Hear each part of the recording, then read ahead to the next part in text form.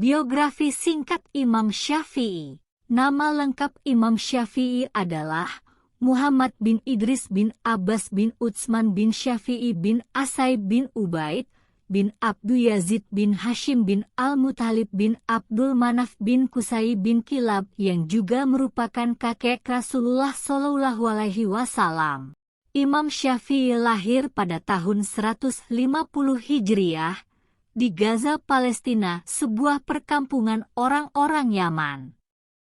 Ia wafat pada usia 55 tahun 204 Hijriah, yaitu hari Kamis malam Jumat setelah sholat maghrib, pada bulan Rajab, bersamaan dengan tanggal 28 Juni 819 Masehi di Mesir.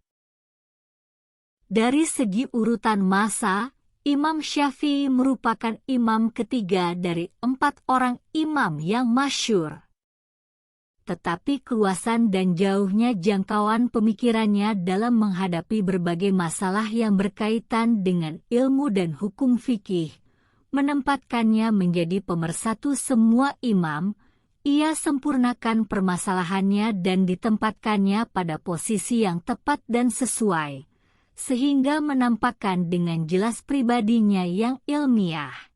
Ayahnya meninggal saat ia masih sangat kecil, kemudian ibunya membawanya ke Mekah. Di Mekah kedua ibu dan anak ini hidup dalam keadaan miskin dan kekurangan, namun si anak mempunyai cita-cita tinggi untuk menuntut ilmu, sedang si ibu bercita-cita agar anaknya menjadi orang yang berpengetahuan, terutama pengetahuan agama Islam.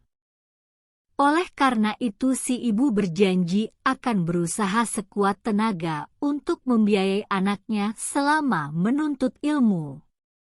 Imam Syafi'i dengan ketekunannya dalam usia 9 tahun ia sudah mampu menghafal Al-Quran. Di samping itu ia juga hafal sejumlah hadits. Diriwayatkan bahwa karena kemiskinannya, Imam Syafi'i hampir-hampir tidak dapat menyiapkan seluruh peralatan belajar yang diperlukan, sehingga beliau terpaksa mencari-cari kertas yang tidak terpakai atau telah dibuang, tetapi masih dapat digunakan untuk menulis. Setelah selesai mempelajari Al-Quran dan hadits, Imam Syafi'i melengkapi ilmunya dengan mendalami bahasa dan sastra Arab. Untuk itu ia pergi ke pedesaan dan bergabung dengan Bani Huzail, suku bangsa Arab yang paling fasih bahasanya. Dari suku inilah, Imam Syafi'i mempelajari bahasa dan syair-syair Arab sehingga ia benar-benar menguasainya dengan baik.